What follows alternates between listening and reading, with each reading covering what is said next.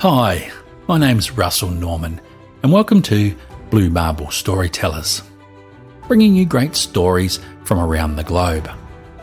In this episode of Blue Marble Storytellers, Lee Roberts reads his sad but beautiful story, Silence. Lee Roberts has recently found his love for writing when 2 years ago he was invited to enter a short story contest by an old friend. After surprising himself by winning second prize at that contest, he found the Readsy prompt site which affirmed his newfound love for short story writing. Whilst Lee has a passion for writing, it is also true that he loves to be read. Lee talked to Deidre and I on episode 26 of the Read Lots, Write Lots podcast. So please enjoy his wonderful story. There's a peace at sunrise that surpasses all understanding. A renewal, a feeling that anything is possible. I'd like to say that I drag myself from the comfort of my bed every day to enjoy sunrise's splendor, but you wouldn't believe me, and I would be lying. What is true is I was there that day, and so was she. There is a connection between sunrisers just because they are sunrisers, an unspoken appreciation for things quiet and beautiful. I'm sure I would have been drawn to her anyway, but it wasn't just because of the earliness of the morning. Delilah, you see, would have attracted me no matter the time of day. The first time I saw her, I was sitting there at my favorite secret spot overlooking Lake Quinault. It's a hidden gem in Washington state owned by the Quinault Indian Nation, and up until that day, if I had my way, no one would ever sit and admire its beauty other than me. The lake, a destination point for fishermen, swimmers, and sightseers, is nature at its most beautiful. It's located in the Olympic National Forest. It isn't easy to find even if you're looking for it, and once you do, even the most magnanimous outdoorsmen want to keep the secret to themselves. In an era where more people have flat-screen TVs than tents, Lake Quinault is a reminder of the reasons for taking vacations, and the sunrise over the lake is God's definition of must-see. That particular trip occurred in early summer. I remember it vividly because I had to be in place just after 5 a.m. to catch the sun as it appeared over the mountain.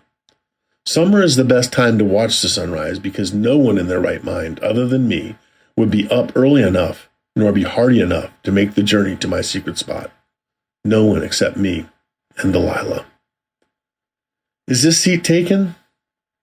Not many people can remember the first words spoken by or to the love of their life, but I absolutely can. That morning, as I turned to see from where the unexpected voice was coming, the first light of dawn revealed the most beautiful girl I had ever seen. Not all men might have thought so. Delilah wore no makeup, a pair of ripped jeans, and a faded brown hoodie.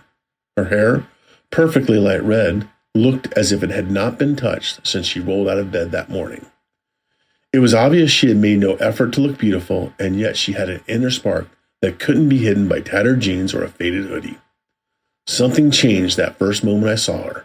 I changed. I had spent years guarding my secret spot, and now, surprisingly, unexpectedly, delightfully, I wanted nothing more than to share my sunrise with her.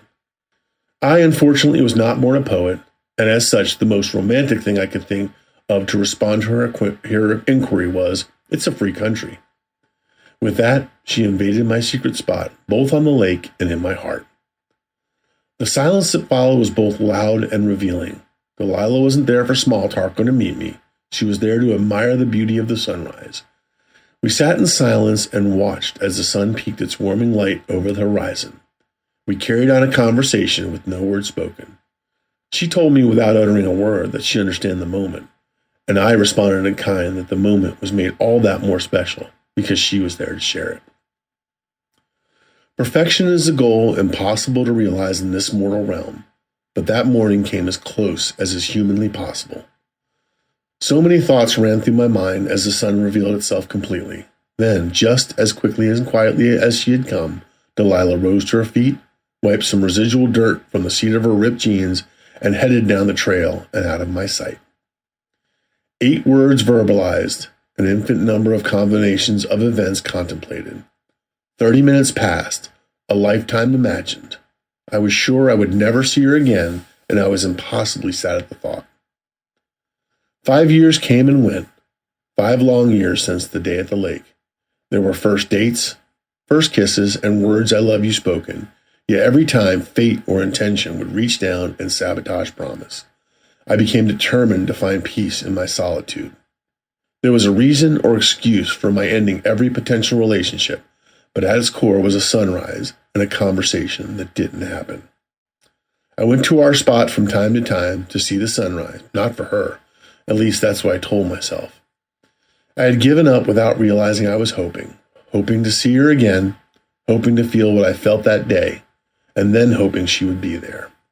And then it happened. It was summer, it was sunrise, and she was there. Is this seat taken? It's a free country.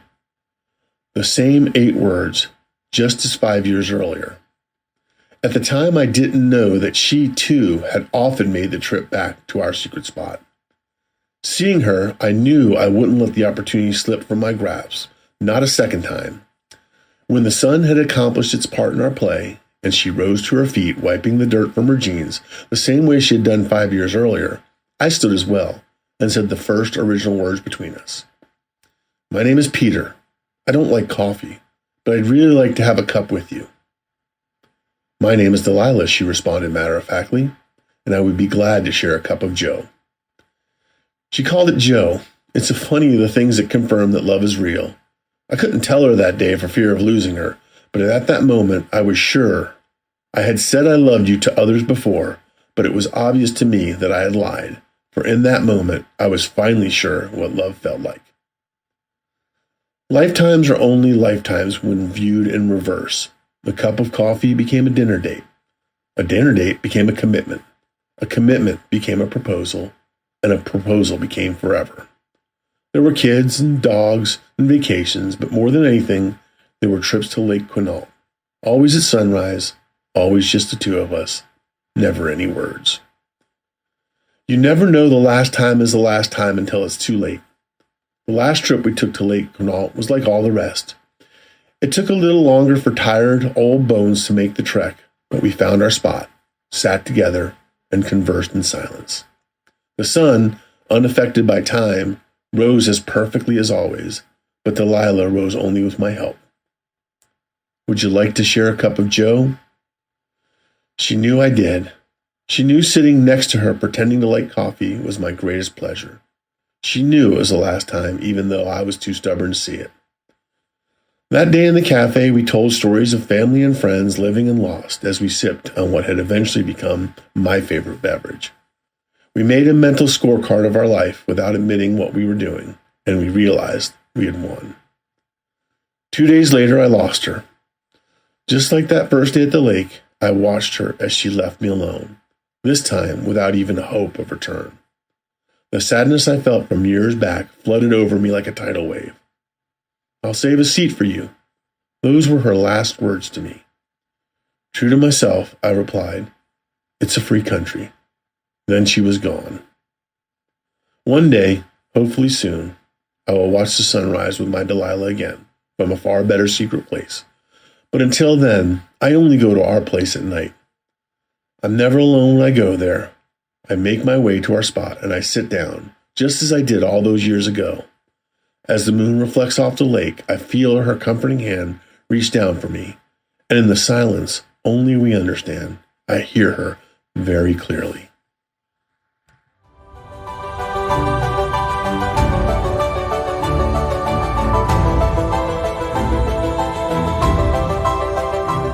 We hope you've enjoyed this story, and if you'd like to provide some feedback, we'd love to hear from you.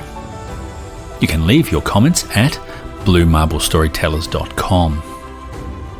If you're a writer and would like to showcase your work on Blue Marble Storytellers, or talk to us about your writing on Read Lots, Write Lots, get in touch with us by leaving a comment on our websites, readlotswritelots.com or bluemarble.storytellers.com, or by sending an email to bluemarble.storytellers@gmail.com. So until next time, thanks for listening and bye for now.